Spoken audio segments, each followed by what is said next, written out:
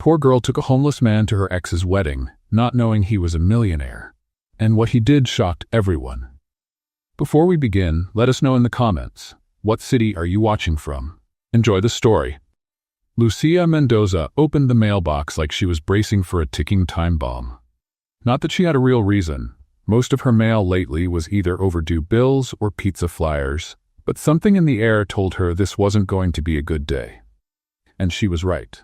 Amid the crumpled papers and yellowed envelopes, there was an elegant invitation, with gold lettering and a satin ribbon that looked like it was picked just to irritate her. She didn't need to open it to know what it was. But she opened it anyway. Adriana and Rebecca invite Lucia Mendoza to join them in celebrating their dream wedding, Saturday 7 p.m. at the Bella Vista Hall. Lucia blinked, then blinked again. Didn't help. There was the name of her ex-boyfriend, the same guy who, just 3 months ago, was sharing a couch and headphones with her. And next to it, the name of the woman he swore was just a coworker.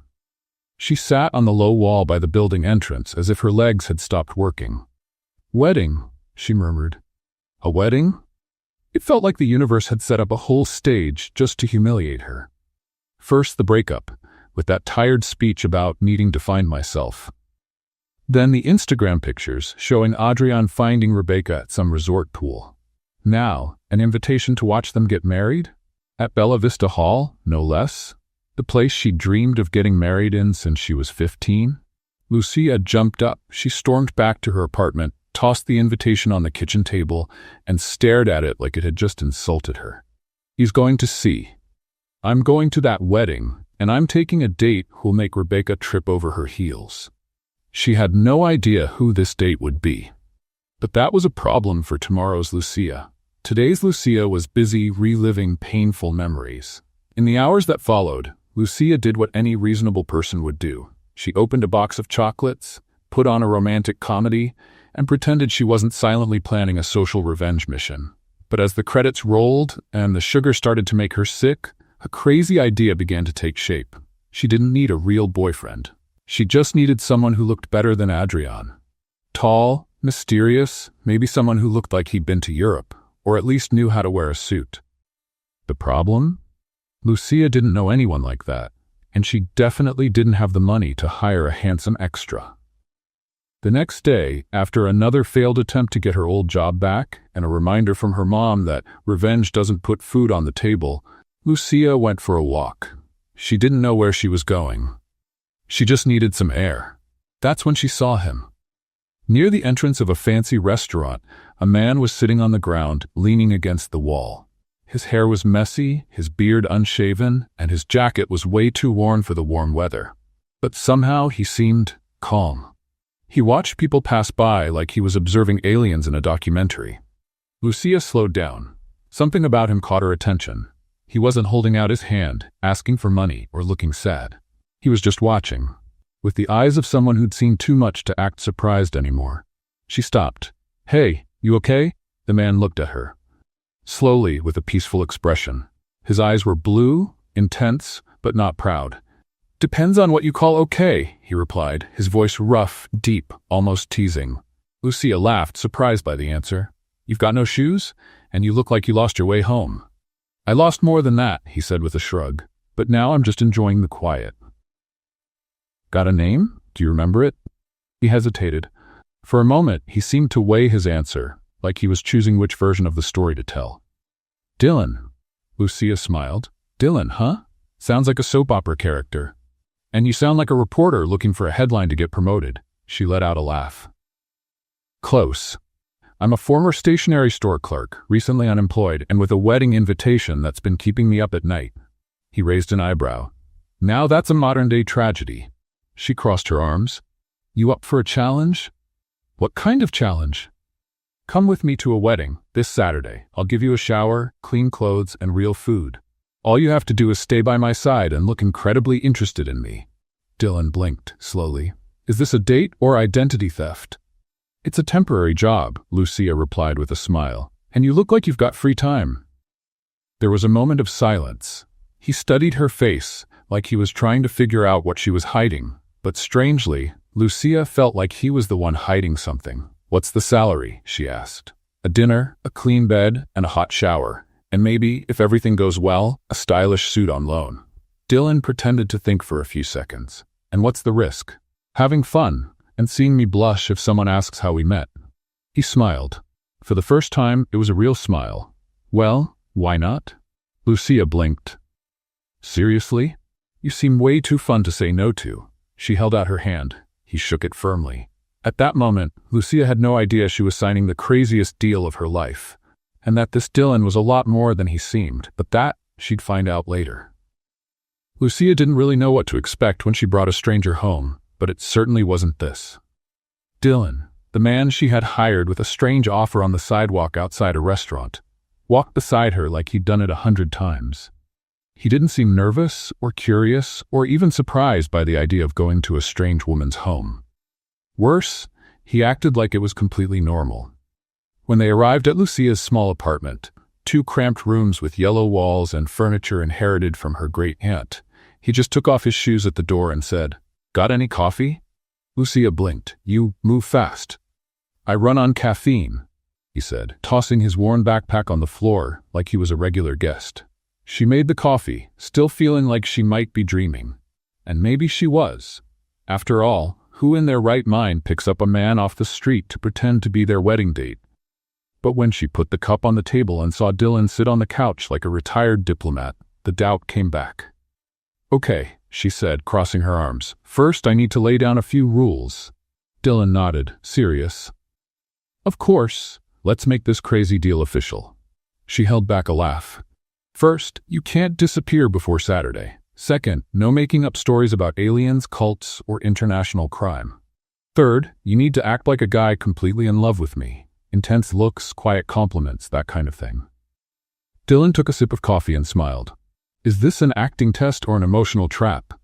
"It's social survival. I need to show that I'm fine, that I've moved on, you know." "The idiot who sent you a wedding invitation?" he asked casually. Lucia frowned. "How do you know that?" "You told me yesterday, remember?" She didn't, but she let it go. "All right, and what about you? Don't you have any rules for me?" Dylan set the cup on the arm of the couch and looked at her. "Just one." "What is it?" "Don't ask anything about my past." Lucia raised an eyebrow. "Nothing at all? Nothing? Not even what you did before?" "Especially not that." She crossed her arms, spat. "What if someone at the wedding asks?" "Make something up," he said with a teasing smile. "You seem good at that." Lucia sighed, but inside she was curious. That man didn't seem like a homeless guy. The way he spoke, his sharp vocabulary, the calm that was too strange for someone living on the street. "All right," she said. "No questions. Just let me turn you into someone who looks like they belong on a red carpet." He made a theatrical bow on the couch. "I'm in your hands, Miss Mendoza." The next morning, Lucia borrowed a barber kit from her cousin, who's a hairdresser. With the case in hand and a determined look, she walked into the bathroom where Dylan waited with a towel over his shoulder. "Let's start your transformation," she announced, like she was about to sculpt a masterpiece. Dylan sat down in front of the mirror. Lucia tied up her hair, straightened her posture, and started cutting, combing, trimming the beard. She used cream, lotion, cologne, anything she could find in free samples, expired sales, or forgotten in the back of a cabinet. "If you give me an uneven cut, we'll have a problem," he joked, closing his eyes as she carefully shaved. "Stay quiet, or I'll shave off half your eyebrow." Dylan laughed, and the sound of his laughter distracted Lucia for just a split second. Just enough to slip and leave a crooked line on his chin. Oops. Nothing, all under control." She spun the chair, made him stand, and handed him a dress shirt. "Try this on." "Are you always this bossy?" "Only when I'm desperate." Dylan went into the bedroom and came out a few minutes later. And Lucia froze. The man who came out wasn't the same one she had found on the sidewalk. With his hair neatly styled, a clean shave, a slightly fitted white shirt, and dark jeans, Dylan looked like he'd stepped out of a high-end cologne commercial. Tall, broad-shouldered, with an intense gaze. Lucia let out an involuntary wow. Then she coughed to cover it up. "Okay, you'll do," she said, trying not to sound too impressed. Dylan spun on his heels like he was walking an invisible runway. "So, boss, what's my story on Saturday?" She paused for a few seconds. "You're an international sustainability consultant. You work with renewable energy. You travel a lot. We met at an event on urban reforestation. You complimented my volunteer work with rescued animals, and it was love at first sight." Dylan looked at her, trying to keep a straight face. "Wow, that's very specific. How long have you been rehearsing that?" "Since last night." "And you think people will believe it?" Lucia smiled. "No, but you'll make it look real." He winked. "I love a challenge." That night, Lucia had trouble sleeping. Partly from nerves, partly because Dylan was stretched out on the living room couch like he'd lived there for years. She heard his footsteps in the kitchen, the sound of the faucet, and his steady breathing after a few hours. It was strange having someone around, but somehow it wasn't uncomfortable. When she woke up in the morning, he was already up, making coffee. Shirtless. Lucia looked away, embarrassed. "Do you always act like you own the place?" "Just returning the favor, and trying not to burn your toaster." She sighed and took the cup he handed her. "We're only missing one thing." "What's that?" "Practice being a real couple. Eye contact, touching, chemistry." Dylan smiled. "You don't think we have chemistry?" She blushed. That was rhetorical. "Too bad. I thought it was a compliment."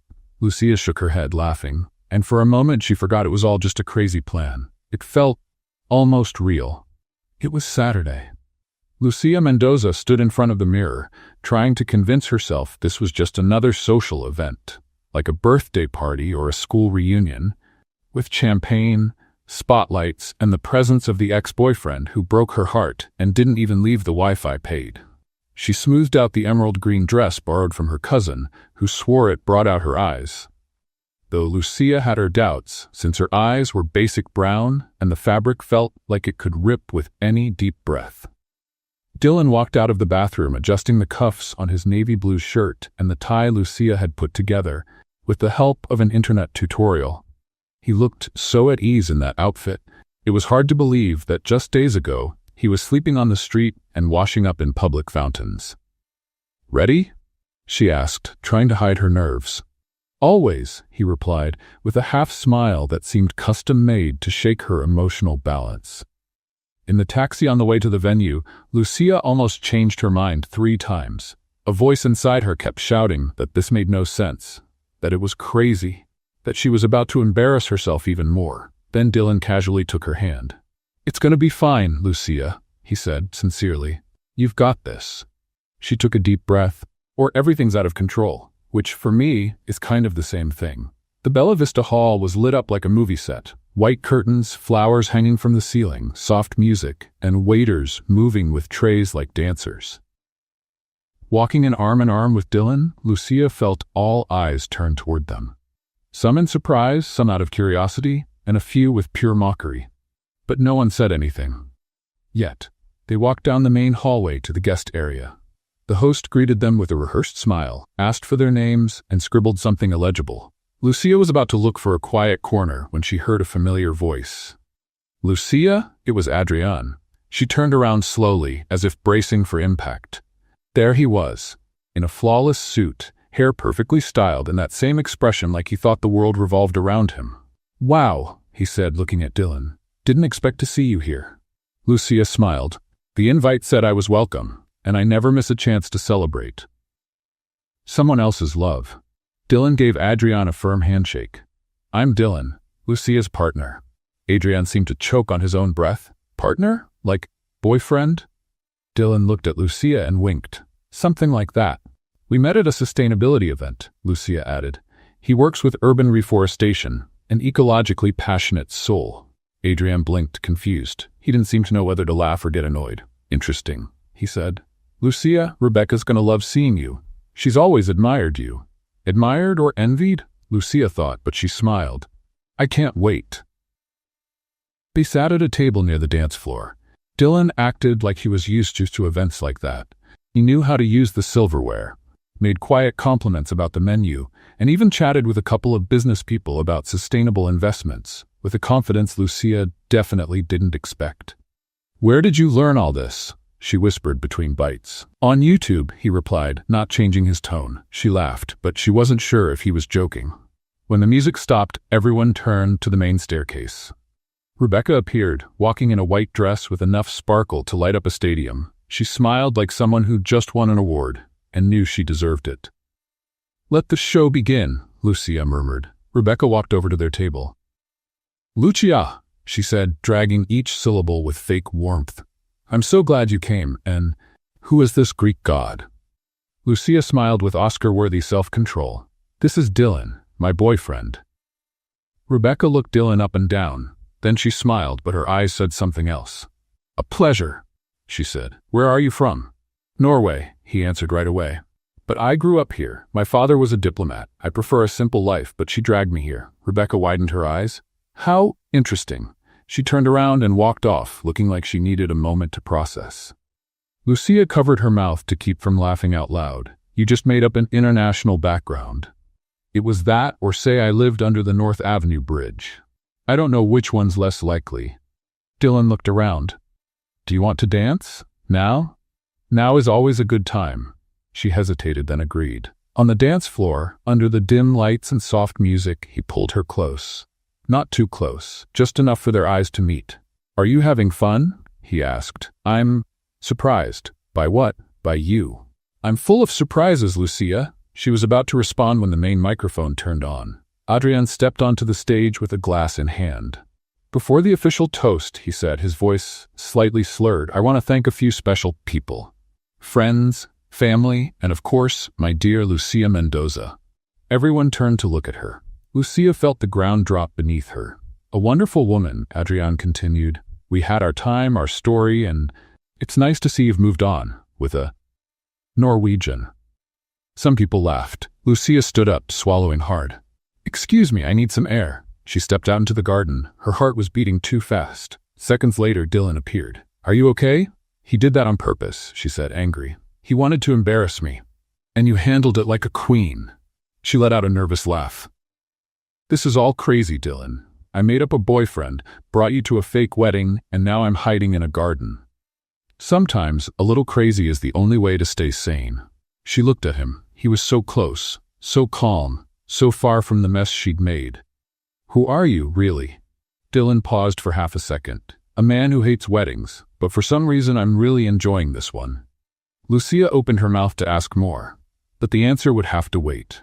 Because at that very moment, her world was about to change. And not because of Adrian or Rebecca, but because of a woman who was walking in from the side of the garden. Let's have some fun with those who only read the comments. Type Burger King in the comments. Only those who made it this far will get it.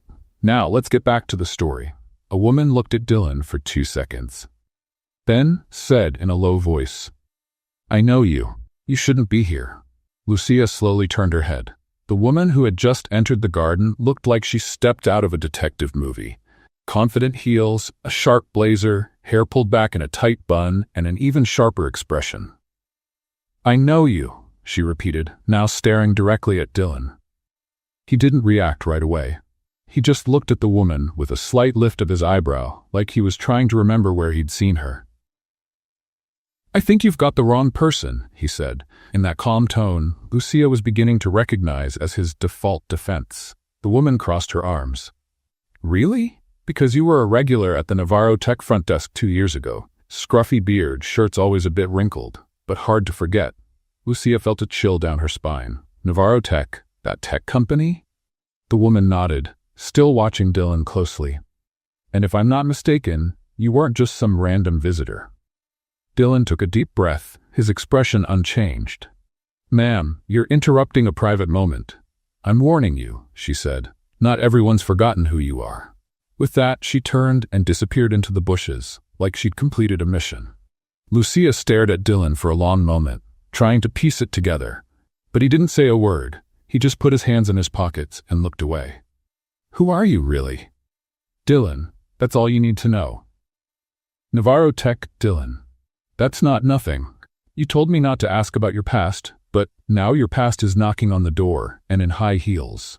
He sighed. You want the truth? That would be great. He turned toward her, his face more serious than ever. I used to have money, a lot, fame, status, headlines. I was the heir to Navarro Tech. My full name is Dylan Navarro, but everything fell apart. A scandal with my name on it, a lawsuit that wasn't even mine. And just like that, I lost everything, or almost everything. Lucia blinked, trying to process. You were a billionaire? I was CEO for 6 months. Then my own board pushed me out. I'm not looking for pity. I just needed to disappear for a while, to be invisible, to breathe, away from cameras, reports, lawyers. She took a step back. And now I'm here, pretending to be your boyfriend to get back at your ex. Life's funny, isn't it? Lucia ran a hand over her face. This is a lot, you could have told me. And would you have taken me to the wedding anyway? Silence. Maybe not, she admitted. Exactly.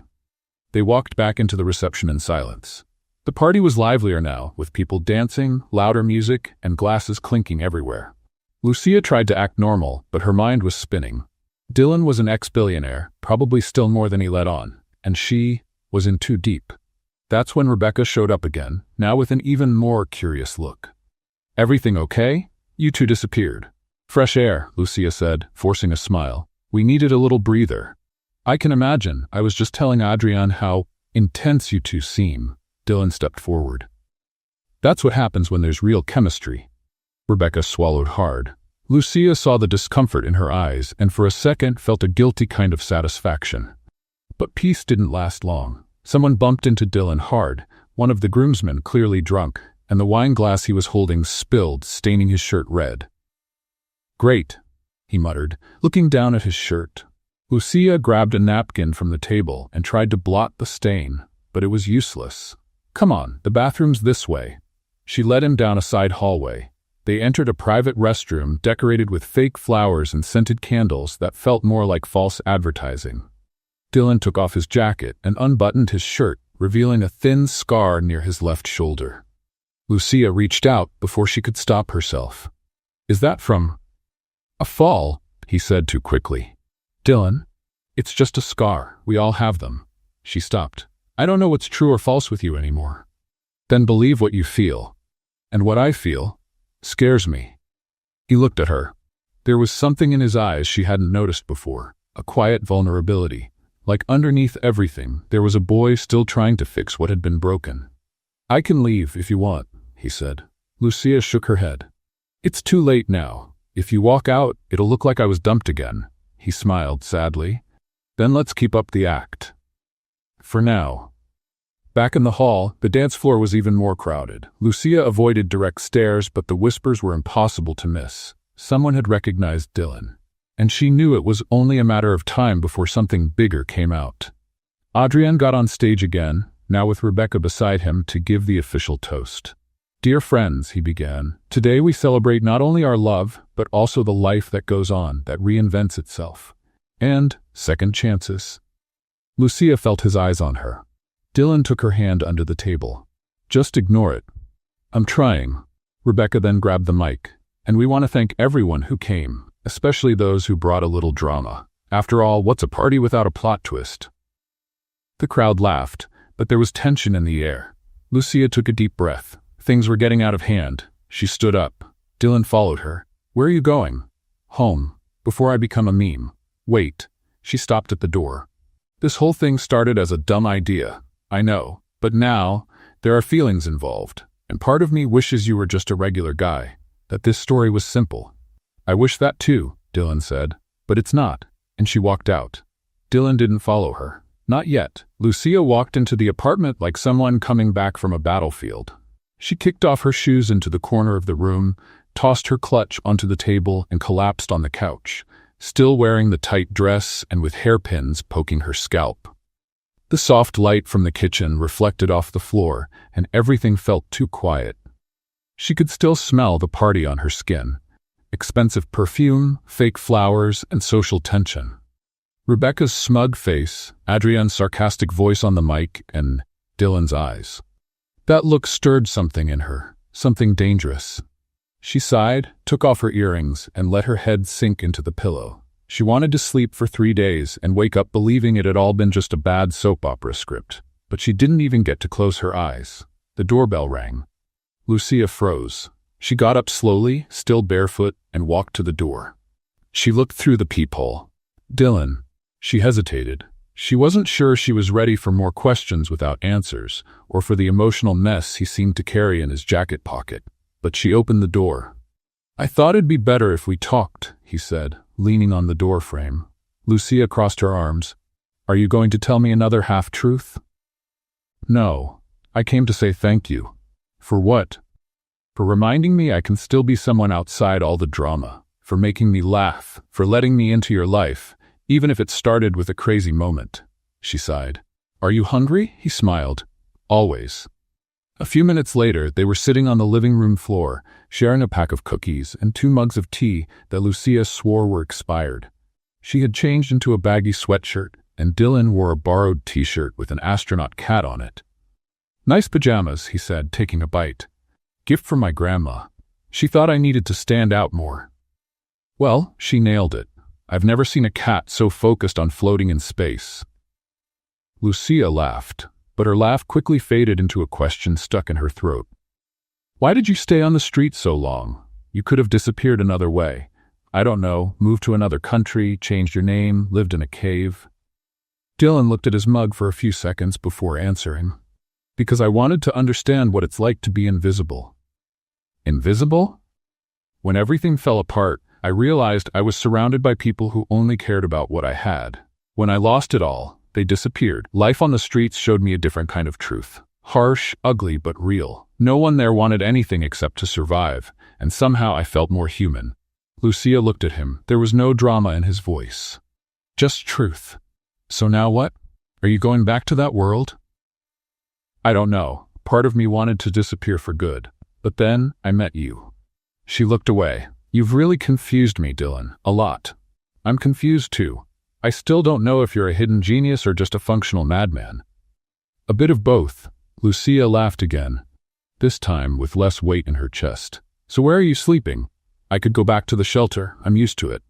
Sleep here. On the couch? Of course. You're practically part of the furniture now. Are you sure?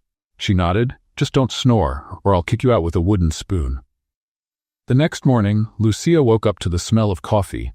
She stretched, shuffled her feet to the kitchen, and found Dylan in an apron, which was odd considering she didn't even know she owned one. I made coffee and toast. Are you in a commercial now? Just a grateful man with basic survival skills. She took the cup. So now we're, what? Partners in crime, he said with a smile. And how long are you staying? Long enough to figure out how to make you smile every day. Lucia blushed. That was pretty cheesy. I'm adjusting. But the peace didn't last long. That afternoon, on her way back from the store, Lucia noticed a black car parked across the street.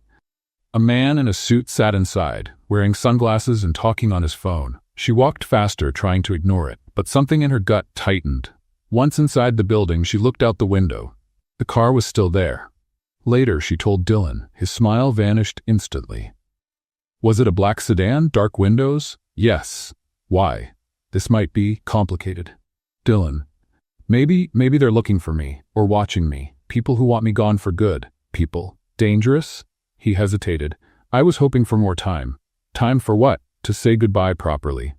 Lucia grabbed his arm. You're not running again, not now. I don't want to put you at risk.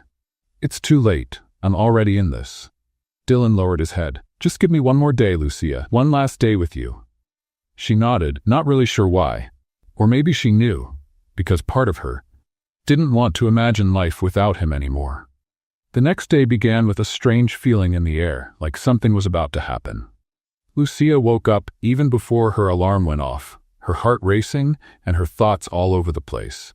Seeing Dylan on the couch should have seemed ridiculous. A stranger, a former billionaire in disguise, sleeping with his mouth open, covered with a leopard print blanket, hugging the stuffed pillow she got when she was 15. And yet, there was something oddly comforting about that scene. She stood at the living room door for a few minutes, watching him sleep, trying to understand what she felt. It wasn't just confusion. It was something else. A quiet, restless kind of affection. A need to protect him. And at the same time, to strangle him for all the things he hadn't said. Dylan slowly opened his eyes as if he could feel her staring. Good morning, he murmured, his voice raspy from sleep. Do you always watch people while they sleep? Only when they hide billionaire identities in their hoodie pockets. He smiled. Do I look like someone who owns stocks? You look like someone who needs to brush their teeth. After breakfast, made with almost expired white bread and powdered juice, Lucia decided she needed to get out. Clear her head. Think. Dylan offered to go with her, but she said no. Give me an hour. I need to think alone, and you need a real shower. He raised his hands in surrender. Fair enough, I'll use the passion fruit shampoo. She left laughing, but the laugh didn't last past the corner. Something felt wrong. She could feel it. She walked to the central square, where she used to sit and think whenever life felt chaotic. The same square where, just a few days ago, she had met Dylan for the first time. She sat on the same bench. The irony didn't go unnoticed. And that's where she was, scrolling through her phone, when something made her heart stop for a second. A news alert popped up in bold letters. Former Navarro Tech CEO spotted in southern neighborhood after 2-year disappearance. The attached photo was distant and slightly blurry, but unmistakable. It was Dylan, sitting with her in the garden of the event hall. Lucia felt her blood run cold.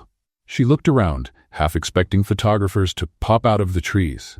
She took a deep breath and clicked on the article. Anonymous sources say Dylan Navarro, heir and former president of Navarro Tech, is alive and was seen at a private social event last weekend. The company declined to comment. Dylan has been missing since the 2021 scandal, when he resigned and disappeared from public life. Lucia read it all in one go. Her head throbbed. This was no longer just personal. It was front-page news. It was exposure. And she was right in the middle of it. She stood up quickly. She had to go back. When she got home, the door was slightly open. She froze. She pushed it slowly, quietly.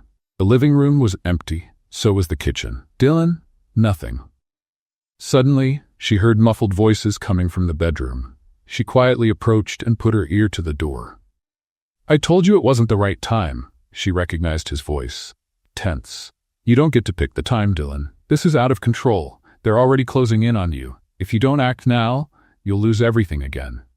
The other voice was female. Cold. Professional. Lucia pushed the door open. Dylan was standing by the bed, phone in hand. On speaker, the woman on the other end didn't even seem to have the patience to breathe. Who is that? Lucia asked. Dylan hung up immediately. It's not what it looks like. Oh, great. Because it looks like you've been hiding in my apartment while your name is all over the internet and some mystery woman is trying to run your life from afar. She's my legal advisor. She's trying to keep the media off my back. Lucia crossed her arms. And when were you planning to tell me? I was going to tell you today. Of course. After lunch? During the soap opera? He sighed and ran a hand through his hair. Lucia, I didn't want to drag you into this. I swear. I tried to keep everything under control, but it got away from me. No, what got away was the bare minimum of honesty. I was just trying to protect you. From who? Your past or yourself? Silence. I need to think, she said. And honestly, I need you to leave. Dylan lowered his head, took a deep breath, and grabbed his backpack. If that's what you want, it is. He walked past her without another word. The door closed slowly behind him, and the sound of the doorknob turning echoed louder than any argument. Lucia spent the rest of the day trying to stay busy. She did laundry, cleaned the bathroom, and rearranged the kitchen silverware in alphabetical order. A completely pointless task, she knew, but oddly therapeutic. Late in the afternoon, she got a call from a friend who worked at a local news agency. Hey, did you hear? Hear what? They're saying you're Dylan Navarro's new girlfriend. It's all over the gossip sites. There's your photo, your name, even a link to your profile. Lucia felt her stomach turn. They're saying my name? Yes, and it's not mild. Some people are saying you were an accomplice, that you helped him hide, that it was all a setup. She hung up, not knowing what to say. Accomplice? She was being accused of hiding a former billionaire? She grabbed her phone. The notifications wouldn't stop. Friend requests, messages from strangers, aggressive comments on old photos. It felt like her life had turned into a reality show she never signed up for. By early evening, the doorbell rang. Lucia didn't want to open it. She didn't want to see anyone. But something in her chest said it was him, and it was. Dylan, now in a dark jacket with tired eyes, was holding an envelope. I came to drop this off. What is it? My documents, and a letter. It explains everything, if you want to read it. She took the envelope with both hands, but didn't open it. You said you wouldn't come back. I know, but I also know I need to end this the right way. You already ended it, Dylan, when you lied, when you left, when you used me to hide. He shook his head. I didn't use you. You didn't. I did hide, yes. But you brought me back. You made me remember who I was before it all. Before the money, the pressure, the betrayal. With you I was just Dylan. For the first time in a long while. Lucia didn't answer. He took a step back. If you don't want to see me again, I get it. But please, read the letter. Even if it's just to hate me with the truth. And he left. Lucia sat at the kitchen table with the envelope in front of her. She opened it slowly. The letter was handwritten, the words leaning slightly, steady on the page. Lucia, when I ran away from my old life, I didn't know what I was looking for. I just wanted to disappear. Erase the name, the image, the pain. But you found me. With your wild questions, your sharp humor, your courage to face the chaos. You made me laugh when all I wanted was to vanish. You brought me back. Yes, I lied. I hid. But everything I felt with you was real. And if you can still see anything in me, even after the mistakes, I'll be waiting. On the other side of the bridge, Dylan. Lucia leaned back in the chair. Tears threatened to fall, but she held them in. She didn't know if it was pain, anger, or longing. Maybe all of it at once. She stood up, grabbed her jacket, and left. The sky was already darkening when she reached the North Avenue Bridge, the place he always talked about, like a quiet symbol. And there he was, sitting on the edge, looking at the horizon with the calm of someone who's already lost everything, yet still watches the world go by. You came, he said, without turning. I came to say I haven't forgiven you yet. Fair enough. But maybe I want to try to understand. He turned his head and their eyes met. That's enough. And for the first time, neither of them needed to say anything else. The night after Lucia met Dylan at the bridge, she woke up feeling like everything around her was on pause, like time had stopped breathing and the world was waiting to see what she would do next. Dylan was still asleep on the couch, his face calm, almost peaceful. He looked like a different person, nothing like the man she first met on the sidewalk.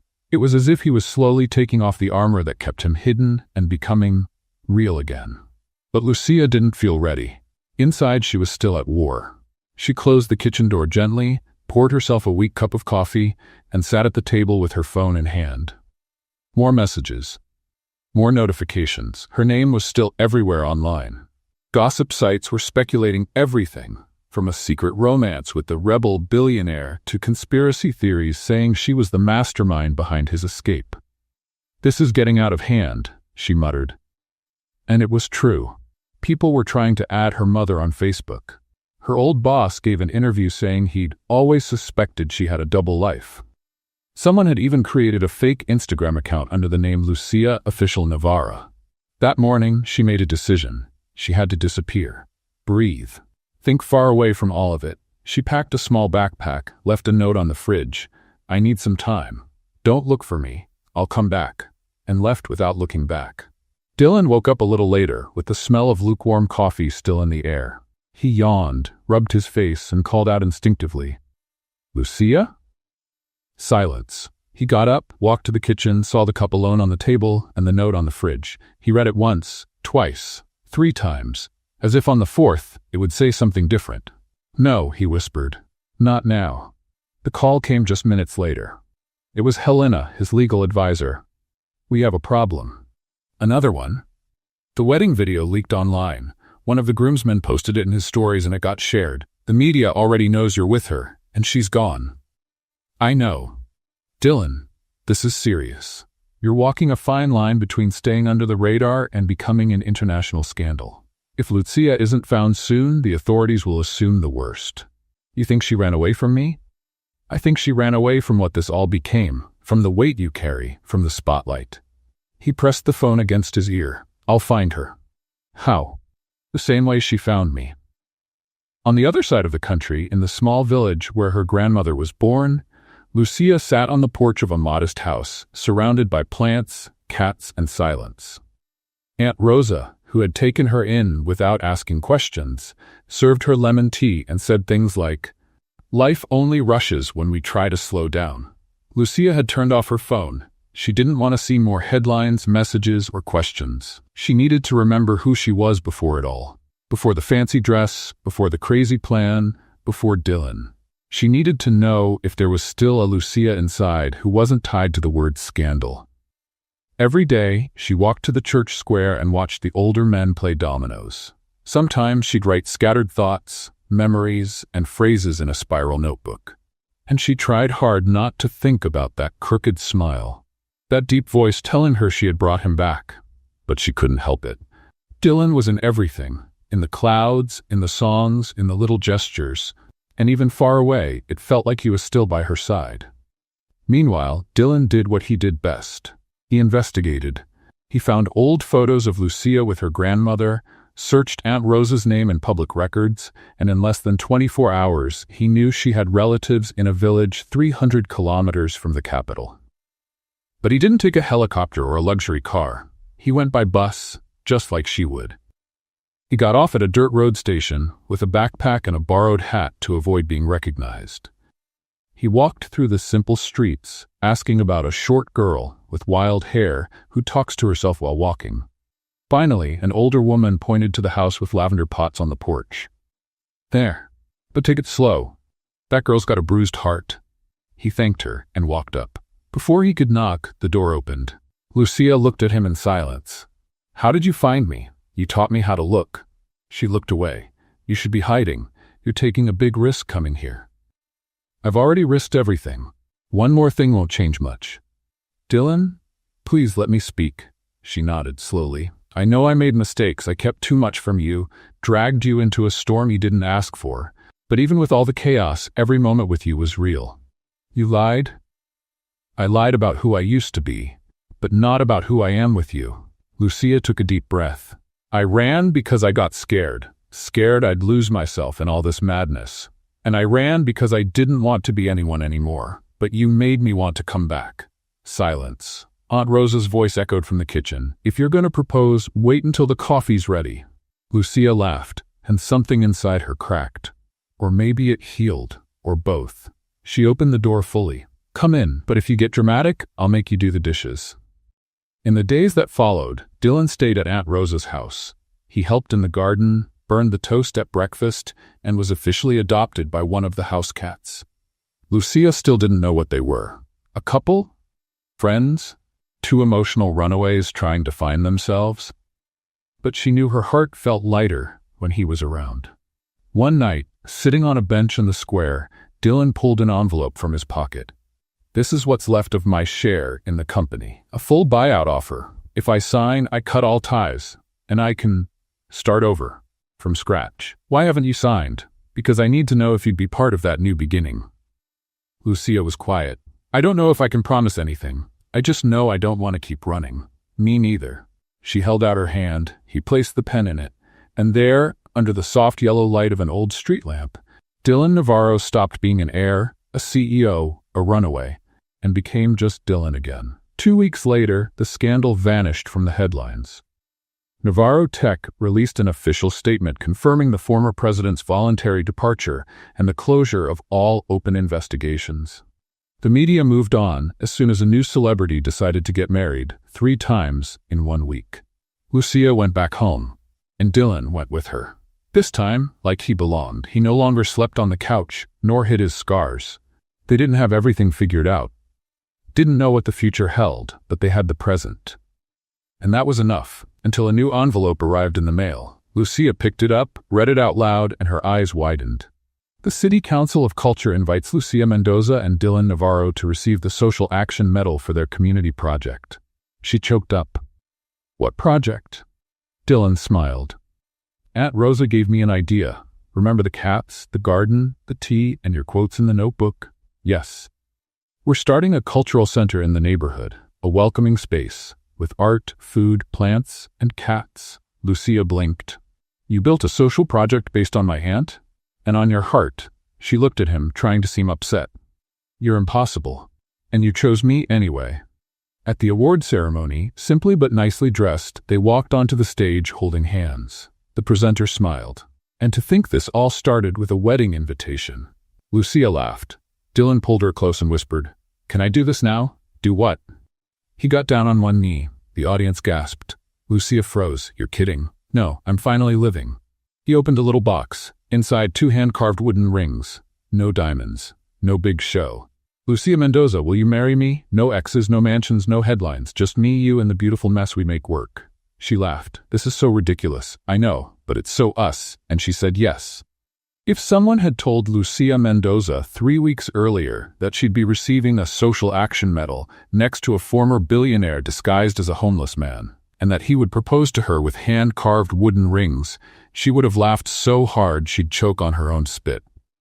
And yet, there she was, with the ring on her finger, and a crowd clapping like it was a scene from a romantic movie with a guaranteed happy ending.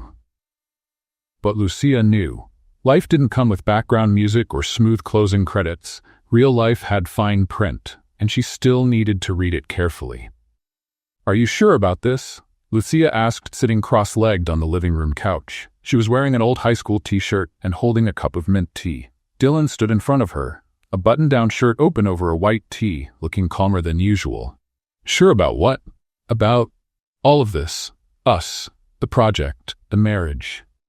The world knowing our names. He came closer, sat next to her with a quiet smile. I was never sure about anything until I met you. And now, I'm still not sure about everything. But I'm sure about you. Lucia pressed her lips together, thinking. That was beautiful. And true. But I still need us to put things on paper. What kind of things? She got up, grabbed a sheet of paper and a pen, and came back with a playfully serious look. Let's sign our emotional agreement. A realistic living together contract. No happily ever after promises with no expiration date. This is a heart with terms and conditions. Dylan raised an eyebrow, amused. I'm listening. Lucia snapped her fingers and started dictating. Clause number 1. If we argue, no one gets to sleep on the couch, unless the couch is actually more comfortable than the bed. Agreed, he said, signing an invisible line in the air. Clause number 2. We take turns making breakfast, and burnt toast still counts as a valid effort.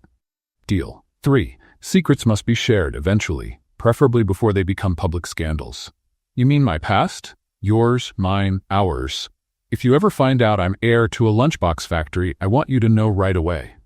Got it, Lucia smiled, satisfied. Then she hesitated. And there's the hardest emotional clause. Which one? She looked at him seriously. If either of us ever feels like we're losing who we are, we pause, we talk, we reassess. Dylan nodded slowly. Lucia, I don't want to drown you in my past or drag you into my old story. I want to build a new one with you. One where I still get to be me. And I finally get to be just Dylan. In the days that followed, they started putting the cultural center plan into action.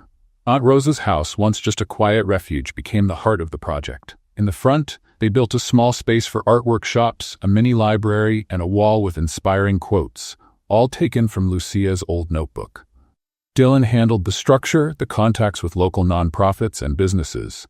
Lucia ran the workshops, organized events, and painted murals with neighborhood kids. The project started small, but it quickly gained attention. Not because of the Navarro name, but because of how naturally it grew.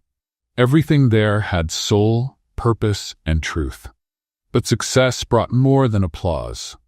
One day, while she was organizing the donated books, Lucia had a visit from an elegant woman, wearing high heels, expensive perfume, and a carefully calculated, friendly expression. Miss Mendoza, she said, handing over a business card. I'm Camila Torres, director of the Horizon Foundation. Lucia read the card. She had heard of the foundation before. They had social projects in various cities and a history of adopting local initiatives to expand them. How can I help you? I saw your work with the Reza Center. We're interested in investing. Full sponsorship, a new headquarters, a fixed salary for you and your team, national publicity. Lucia blinked. That sounds generous. It is, but we want to associate the foundation's image with your story. The overcoming, the romance with Dylan, the modern-day fairy tale. That sells. Lucia froze. Oh, so that's it? Camila smiled. Think of it as an opportunity. Right now you're local. With us, you can be international. And how long until we lose control over what we've built? The foundation only guides. Lucia crossed her arms. Thank you. But our project is about roots, and roots don't transplant easily. Camila smiled, but her eyes went cold. Think carefully. The world can forget quickly if you don't know how to keep their interest. Lucia handed back the card. We're not here to entertain, we're here to transform. That night, she told Dylan everything. You turned them down? He asked, surprised. Of course, she wanted to turn us into a spectacle, sell our pain as an inspiring story. Dylan thought for a moment. Can I be honest? You should. Part of me was tempted. Lucia nodded. Me too. But only for a second. Then we're on the same page, and on the same contract. One afternoon, during one of the workshops, a girl named Bea asked, Aunt Lucia, are you and Uncle Dylan really going to get married? Lucia laughed. Why do you ask? Because you argue with him like my mom used to argue with my dad, before they got married. Lucia choked on the crayon. And how are they now? Separated. Oh, Bea, but happy. Lucia looked at Dylan, who was handing out books in the corner of the room. He smiled from afar, and she felt a warm tightness in her chest. Maybe happiness wasn't about contracts or ceremonies, but about moments like these. Simple, true. A few days later, Dylan surprised her with a dinner in the backyard. String lights, a table with food he made, or almost. The rice was from Aunt Rosa, and soft music in the background. What's this? Lucia asked. A reminder that even without a mansion, yacht, or red carpet, we can have luxury. True luxury, like hearing your laugh without interruptions. She laughed, as if following the request. Then he pulled out a folded piece of paper from his pocket. I made a contract too. Lucia raised an eyebrow. Really? He opened it and read, Clause 1. Love Lucia Mendoza every day, even when she forgets the rice on the stove, complains about the smell of my shampoo, or tries to sleep with 3 cats in the bed. She covered her mouth with her hand, laughing and touched. And what's the penalty for breaking this clause? Having to win you over all over again. Then I hope you're good at it. I've already started practicing. They toasted with orange soda and danced under the backyard lights. The following week, they organized the first open event at the Raíces Center. Art workshops, dance performances, live music. They invited the whole community. Dylan handled the reception with a badge that read, Lucia's assistant. Lucia teased him, I thought you were going to write CEO. Only for you. At the end of the day, exhausted, they sat on the sidewalk with ice cream in their hands and children running around. Lucia leaned her head on his shoulder. Do you think we'll be able to keep all of this going? If we keep putting clauses in the right places? Yes. On paper? In the heart. She smiled. Then just in case, write down one more. Go ahead. Never let love become an obligation. Signed. He grabbed a stick and wrote on the dirt, Love with clauses is love that's taken care of. And in that moment, they didn't need anything else. Real life was exactly that.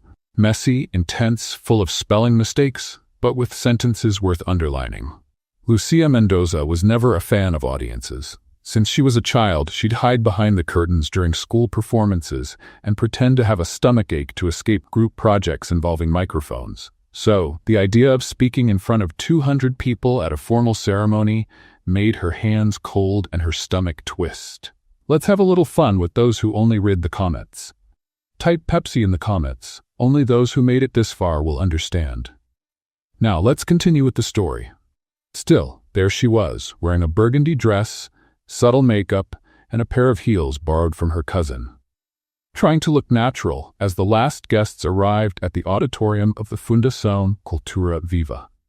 The Centro Raíces, the project she and Dylan had created, had been selected to receive an award for social impact. It was the kind of thing she'd only seen happen in news stories with background music. Now, she was the one standing on stage. Dylan was backstage reviewing the speech he'd written by himself, promising it would be brief. But Lucia knew that look. The same one he had when he pretended not to know how to fry eggs just to convince her to make breakfast. Dylan, please, don't do anything crazy today, she said, adjusting the collar of his shirt. This event isn't about us. It's about the project. I know, I'll be low-key. Low-key, like charmingly reserved? Low-key, like I'll try not to steal the spotlight with my irresistible smile. She rolled her eyes. I'm serious. So am I. The ceremony started on time, with formal speeches, nice words, and bureaucratic thanks. Lucia tried to look engaged, but the sweat on her palms gave her away. And now, the host announced, we invite to the stage the founders of the Centro Raíces project, Miss Lucia Mendoza and Mr. Dylan Navarro. The audience applauded. Lucia felt her legs grow heavy. Dylan extended his hand as if she were a princess about to enter a grand ballroom. Ready? He whispered. No, but here we go. They climbed the stage together. The applause stopped. Lucia stared at the crowd, the microphone, the lights, and froze. Dylan, noticing, smoothly took the lead. Good evening. I know we're here because of a successful social project, but honestly, none of this would have happened if I hadn't literally tripped over Lucia Mendoza. In the middle of the street, in the rain. I might seem hard to knock down, but she managed it, and since then, I haven't gotten up the same way. The audience laughed, sharing the moment. Lucia is the heart of Central Raises, and she's also the heart of what's left of my life. I lost everything before her. Status, company, name. But she gave me back what mattered, humanity. And more than that, she gave me a place. Lucia blinked. That wasn't in the original speech. Dylan turned to her. And since we're here with so many people who've supported us, I want to take this moment to say something I've been rehearsing for days. Her eyes widened. Dylan, no, but he had already kneeled. A whisper ran through the crowd like an electric breeze. Lucia froze. Lucia Mendoza, he said, holding the microphone and looking into her eyes, would you give me more than just your talent, your laughter, and your patience with my bad jokes? Would you give me the chance to be yours forever? Silence. Long, heavy. Lucia felt the world spin slowly. The answer was stuck in her throat, not because she didn't love him. She knew she did. She loved Dylan with a silent intensity, the kind that makes you rethink everything you're sure about. But there, in front of everyone, with cameras, phones, flashes, she felt the weight of a new fear. The fear that this wasn't just love but expectation, pressure, image. She took a step back. I'm sorry, she murmured, and left the stage. The audience held its breath. Dylan stayed kneeling for another second, then stood up, saying nothing. The host tried to recover the mood with a joke about live emotions, but the awkwardness was already apparent. Lucia didn't know how she got home. All she knew was that when she walked in, she threw her shoes far away, unbuttoned her dress in the hallway, and collapsed onto the bed with her head buried in the pillow. She felt like a monster. Dylan's face replayed in her mind in a loop. Surprised, hurt, yet still kind. Why had she done that? Maybe because she was still trying to figure out where the project ended and life began. Or maybe because everything felt like it was moving too fast. Or perhaps because she knew herself well enough to know she needed time to think before taking such a big step. But none of that erased the pain. Or the guilt. Hours later, her phone buzzed with a single notification. Dylan. I won't ask for answers. I just want you to know I'd still choose you, even without certainty. She didn't reply. She couldn't. In the following days, she avoided the cultural center. She asked Aunt Rosa to cover her activities and spent most of her time locked in her room, trying to reconnect with something inside her that wasn't broken. Around town, the rumors started to spread naturally. That she had rejected him. That the project was going to end. That it had all been a poorly calculated marketing stunt. But surprisingly, Dylan didn't disappear. He kept showing up at the center, organizing activities, smiling at the kids, handing out books, as if nothing had happened.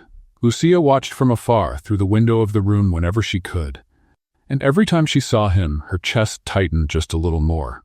Until one day, she found an envelope stuck under the door. Inside, a single sheet of paper. Sometimes, we need to go to the ends of the earth just to realize we were already where we were meant to be. I'm still here, if you want to come back. Lucia folded the paper carefully and put it in the memory box she kept hidden at the back of the closet. The next day, she decided to return to the Centro Raíces. She showed up unexpectedly, wearing a cap and sunglasses, as if that was enough to go unnoticed. But when she entered the main hall, she was greeted with hugs, smiles, and cornbread made by the kids. "Aunt Lucia's back!" shouted Bia, pulling her by the hand to the bulletin board. Dylan was there, hanging new photos on the activity board. When he saw her, he stopped, smiled gently, and simply said, "Hey, hey," she replied. They stood in silence for a few seconds, surrounded by the sound of children's laughter and hurried footsteps. Lucia took a deep breath. "I ran away. I know. And you stayed here. Because this place isn't just yours, it's ours, but I couldn't keep going without you. I'm sorry. You don't have to be." She bit her lower lip. I felt pressured, so exposed, so expected to be something I was still trying to understand. "I should have asked you privately. No, you followed your heart, and I needed to run away to listen to mine. He looked her in the eyes. And what did it say? She smiled, her eyes filled with tears. That you don't need to be sure of everything to choose someone. You just need courage. So? I'm not saying yes right now. Dylan nodded. That's fine. But I'm not saying no either. Even better, she took his hand. For now, I just want to live with you. No rush, no stage, just us. And the kids, and the cats, and Aunt Rosa. Exactly, our real version of happy as long as it lasts. Dylan pulled her into a hug, and there, in the middle of the cultural center, with the smell of fresh paint and cornbread in the air, they found a new kind of promise. One without fanfare. One that started with silence and trust. In the days that followed, Dylan deleted all notifications from his phone, declined interviews, and disconnected from social media. Lucia temporarily deactivated her profile and spent more time with the kids, painting murals with phrases like, "Being happy doesn't need an audience," and "Love that doesn't rush, blooms." They became the couple no one recognized on the street, and the couple that recognized each other in small gestures. They shared chores, dreamed of the future, argued over which seasoning to use in the soup, laughed at bad jokes, and reconnected fully. That morning, Lucia woke up to the sound of church bells ringing in the distance. She was lying on the couch in the living room, hugging one of Dylan's pillows, which smelled like him and had a little frayed corner that she always promised to sew. The house was quiet, but not empty. It had never been empty since then. She got up slowly, barefoot, passed through the kitchen, and found a scene that seemed to already be part of the routine.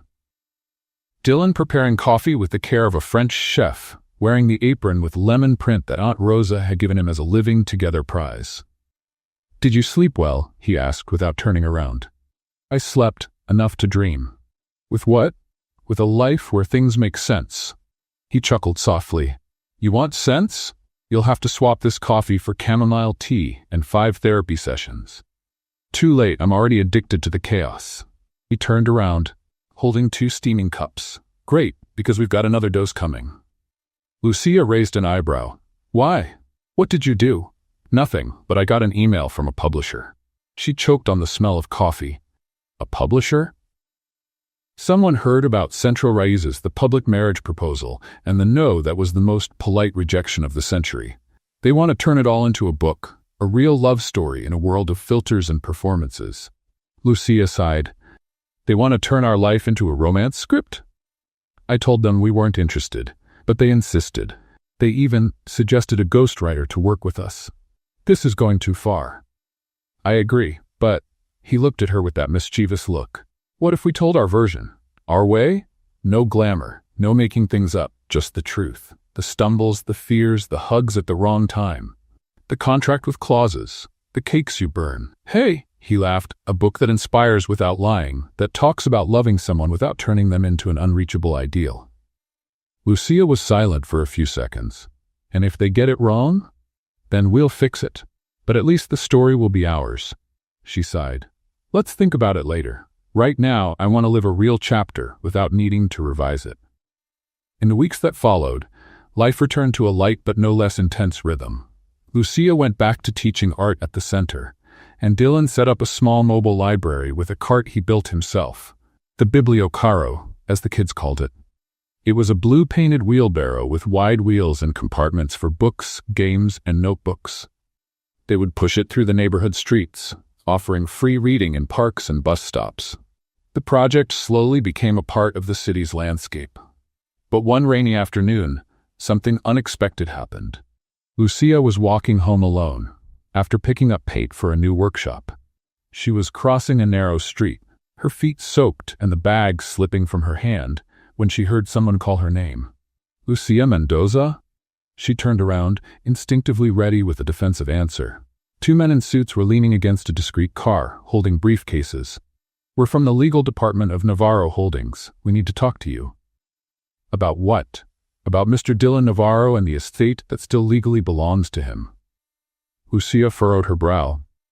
Dylan doesn't want any of that. He's already given it up. Formally, yes, but there are open clauses, and there's internal movement in the company trying to bring him back to the board. You want him to come back? As CEO again? We want to avoid someone else taking over and destroying what's left of the company. Lucia gripped the bag tighter.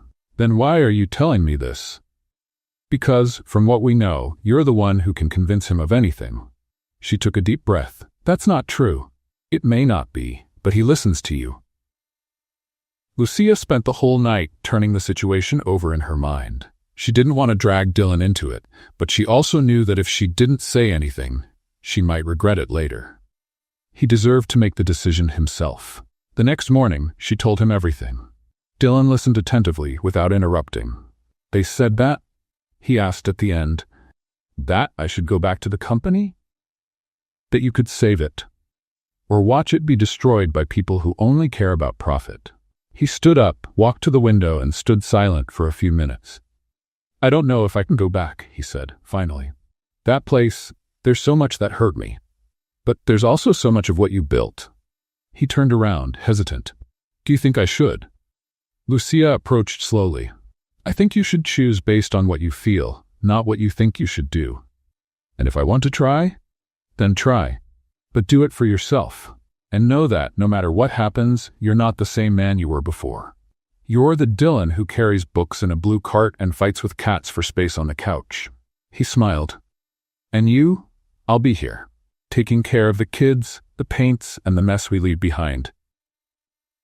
Dylan left the following week. He didn't take a suit or a tie. He only took his direct approach, his steady gaze, and the conviction that he could, yes, participate in what he once helped build, without losing himself in the process.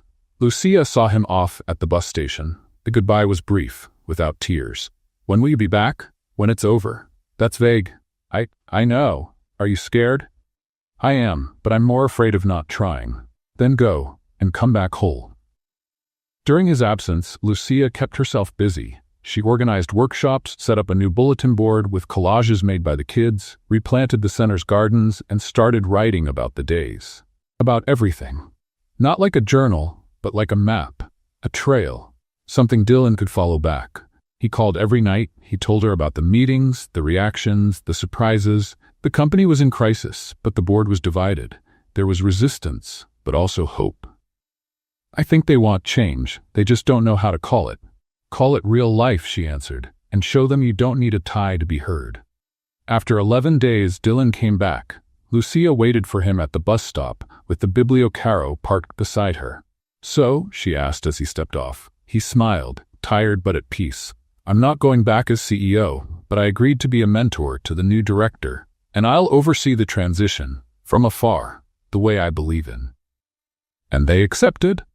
After a lot of insistence, I showed them the reports from the Central Raíces, the stats, the impacts. They finally understood that success isn't just measured by profit. I always said you were good with words. I just repeated what you taught me. That night, they celebrated, with poorly cut pizza and soda in glass cups. They laughed at the kids trying to perform magic with cardboard and were moved by the presentation of certificates to the teenagers who finished the first photography course. Lucia sat next to Dylan by the courtyard mural. I think we're ready. For what? For the final chapter? Do we still have one? Just one. And what happens in it? Lucia smiled. You'll find out tomorrow, but I can give you a little hint. There will be confetti, cake, and maybe a cat dressed in a suit. Sounds promising? And ridiculous. Our kind of ending. They hunt. The city woke up restless.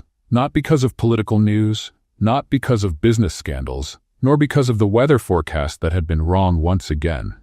It was a different kind of buzz, a chatter that spread from mouth to mouth, from neighbor to neighbor, from market vendors to the aunties selling empanadas in the square. There was going to be a wedding, but not just any wedding. The rumor said it would be at the cultural center. They said the bride was a girl who once took a homeless man to her ex's wedding. And the groom, they claimed, was actually a millionaire in disguise. They said a lot of things, and all of them were right, and yet far from the truth. Lucia woke up early that morning, but she wasn't nervous. Unlike all the brides she saw in movies, she didn't trip over her veil, didn't silently shed tears, and didn't have a panic attack over the decorations. She was calm, maybe because she knew exactly where she was standing, who she was marrying, and most importantly, why she had chosen this path. The ceremony was set in the Raiza's center courtyard, surrounded by colorful murals, plants in recycled tire pots, and little handmade flags made by the kids. No red carpet. Instead, there were dry leaves collected from the square, spread by little hands with the enthusiasm of a festa junina. Her dress? A simple, straight linen design. The neighborhood seamstress had made it in exchange for a month of painting classes for her grandchildren. Lucia looked at herself in the makeshift mirror, made from an old piece of glass, and smiled. She looked perfect. Dylan, on the other hand, was wearing a navy blue suit with no tie, his hair combed with effort, and a nervousness he tried to hide with awkward jokes. He was leaning against the main building door, trying to breathe normally while the makeshift groomsmen adjusted the last-minute decorations.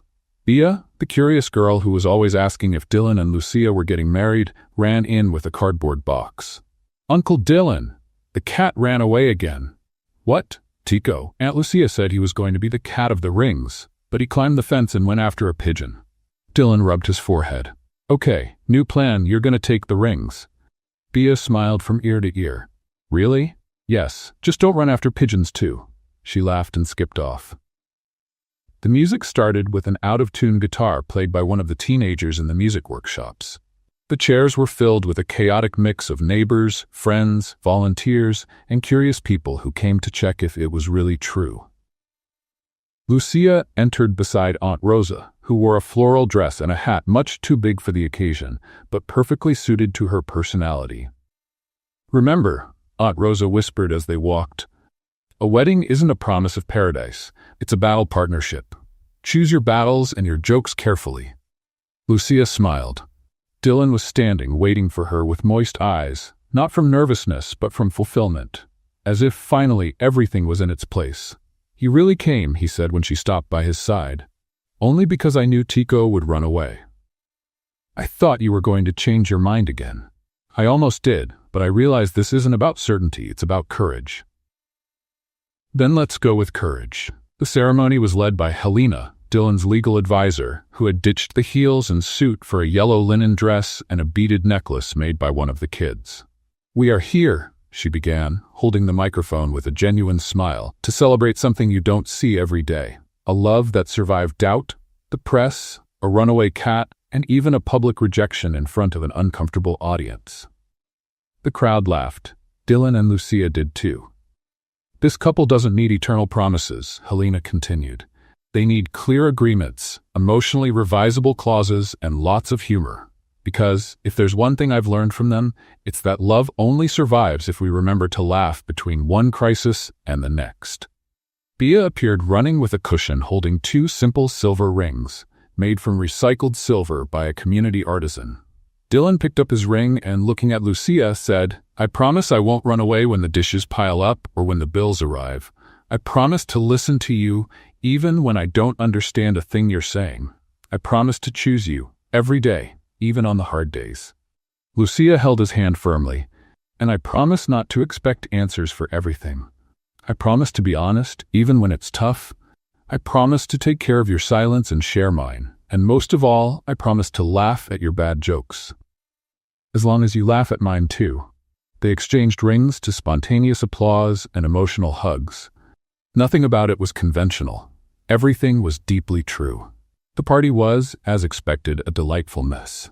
There was cake made by 3 different neighbors, one with corn, one with carrot, and one with chocolate and soft brigadeiro frosting. There was improvised dancing with a playlist made by a teenager with questionable taste. There were kids eating marshmallows instead of lunch, and adults drinking soda from glass cups. Lucia and Dylan danced in the middle of the yard, tripping over each other's feet, laughing, missing steps, completely unaware of the many eyes watching them. "Do you think they'll write about this on gossip sites?" Dylan asked, spinning her slowly. "No, this is too personal to make the headlines. And yet, it feels like the ending of a movie." "Maybe, but I'd rather think of it as the start of another one."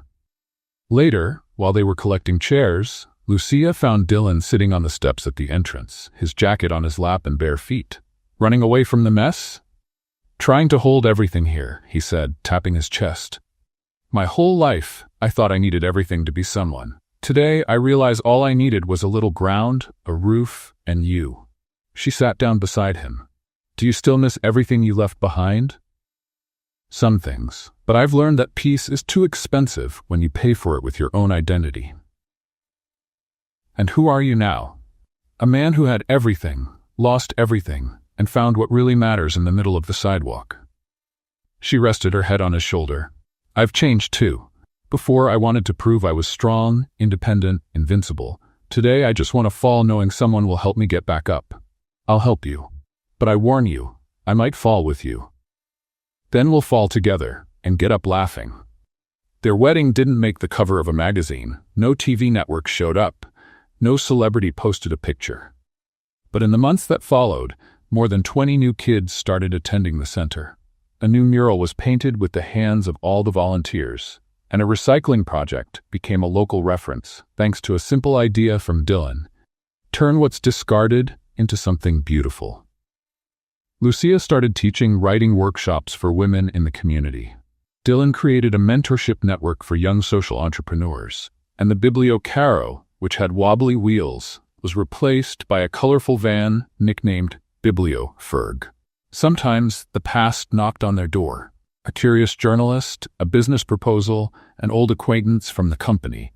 But none of them could reach the couple who had built their own world with their own rules. And what about Lucia's ex, Adrian? He showed up months later, sending a digital invite to the launch of his new startup. Lucia smiled, deleted the email, and, without any resentment, went back to painting a child's face with blue paint. She already had everything she needed, and curiously, none of what she once thought she wanted. On the first anniversary of the Centro Raíces, Dylan organized another ceremony. Just for them. No audience, no formal clothes, just a note taped to the door with the message, "Want to renew the contract?" Lucia responded with another sheet of paper. "Only if I can add more clauses." "Like what?" he asked. "Like mandatory kisses when waking up, laughing together even on hard days, setting aside one Sunday a month to do absolutely nothing." "Approved," he said, with indefinite validity. She signed it with a blue marker, right in the middle of his forehead, just to annoy him. And he laughed, like someone who knew he had won all the battles that truly mattered. What did you think of Dylan and Lucia's story? Share your opinion in the comments. On a scale from 0 to 10, how would you rate it? Don't forget to subscribe to the channel and hit the notification bell to follow all our stories, and feel free to check out more touching stories by clicking here at the end screen.